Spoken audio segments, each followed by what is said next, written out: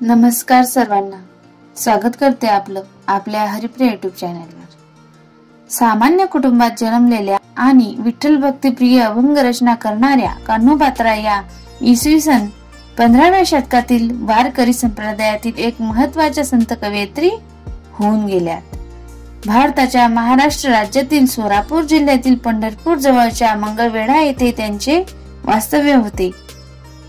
अशा या संत कवी कान्होपात्रा मोठ्या भक्त विठ्ठलाच्या होऊन गेल्या, त्यांच्याबद्दलची माहिती आपण आज या व्हिडिओ मध्ये घेणार आहोत।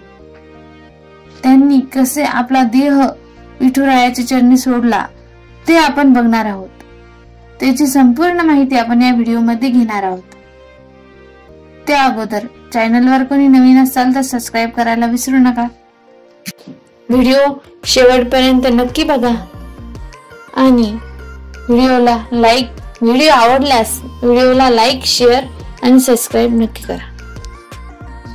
संत कान्होपात्रा या 15व्या शतकातील मराठी संत कवयित्री असे। यांचा जन्म पंढरपूर जवळ मंगळवेढा या गावी एका गणिकेच्या पोटी झाला। श्यामा या नाचगान करणाऱ्या गणिकेकडे अनेक प्रतिष्ठांचे येणे जाणे होते। अशा या श्यामा नर्तिकेच्या पोटी सुरेख अशी कन्या जन्माला आली। तिचे नाव कान्होपात्रा असे ठेवले। चंद्राच्या कलेप्रमाणे कान्होपात्रा हळूहळू मोठी झाली, पण पूर्वपुण्याईमुळे कान्होपात्रेला लहानपणापासूनच विठ्ठलाच्या भक्तीची ओढ होती। गावातील वारकऱ्यांसमवेत ती पंढरपुरी जात असे, त्यामुळे आईचे व्यवसाय पुढे न्यावा असे विचार कधीही त्यांच्या मनात आला नाही। कान्होपात्रा यांनी मराठी ओव्या आणि अभंग लिहून विठ्ठलावर असणारी त्यांची भक्ती दाखविली। त्यांनी लिहिलेले 30 अभंगे आजही गायले जातात। ते अभंग आजपर्यंतही आपल्यापर्यंत येतात। दिवशी पंढरीला जाणाऱ्या वारकऱ्यांच्या समूहाला जाताना वारीत कान्होपात्रेला सत्संग लाभला। प्रत्यक्ष ज्ञानेश्वर माऊलींची भेट झाली आणि त्यांचा सहवास लाभला। या संत संगतीमुळे ती पूर्ती बदलली आणि तिच्या आयुष्यात सुद्धा आमूलाग्र बदल घडला। सतत हरिनामात दंग राहणे आणि कीर्तन करणे या तिच्या अत्यंत आवडीच्या गोष्टी झाल्या। भक्तांच्या सहवासात पंढरीला पोहोचून विठ्ठलाचे दर्शन नेहमी मंदिराच्या दारातून घेत असे। एके दिवशी बिदरच्या एका माणसाने तिला पाहून तिच्या रूपाचे वर्णन बादशहाकडे केले। राजाचे रक्षक तिच्या सौंदर्याची माहिती ऐकून तिला आणायला राजाच्या आज्ञेनुसार घेण्यासाठी आले। त्यांनी कान्होपात्राला त्यांच्या बरोबर येण्याचे म्हटले। जर राजाचे आदेश ऐकले नाही तर तिला बळजबरी न्यावे लागेल असे सांगितले।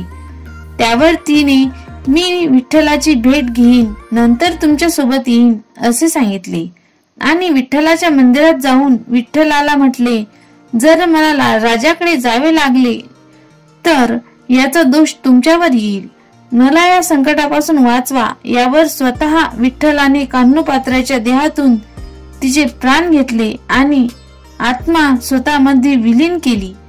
कान्होपात्राने विठ्ठलाच्या चरणी देहत्याग केला। विठ्ठलाने पुजाऱ्याला सांगितल्याप्रमाणे तिचे प्रेत मंदिराच्या दक्षिणेकडील दरवाजावर पुरले। तिला पुरल्यावर त्या ठिकाणी एक झाड आले। पंढरपूरच्या विठ्ठल रुक्मिणी मंदिरात अजतागात ते झाड आले। आजपर्यंत ते झाड आहे। राजाच्या रक्षकांनी कान्होपात्राचे काय झाले असे विचारल्यावर त्याने घडलेले सर्व सांगितले। राजाला पुजाऱ्याला अटक करून राजाच्या समोर नेण्यात आले। त्याने राजाला नारळ प्रसाद म्हणून दिला आणि घडलेले सांगितले। राजाने नारळात केस बघितले आणि राजाने नारळातील केस कसे आले विचारल्यावर पुजाऱ्याने विठ्ठलाचे केस असल्याचे सांगितले आणि पुजाऱ्याने राजाला स्वतःच्या डोळ्याने बघण्यासाठी सांगितले। राजाने स्वतः पंढरपूरला जाऊन विठ्ठलाचे रूप बघितल्यावर त्याला कान्होपात्रा विठ्ठलात एकरूप झालेल्या दिसल्या। त्यांच्या डोळ्यात असे दृश्य सामावले। त्या राजाला स्वतःची चूक समजली आणि त्याने विठ्ठलाला साष्टांग दंडवत केले, देवासमोर क्षमा मागितली.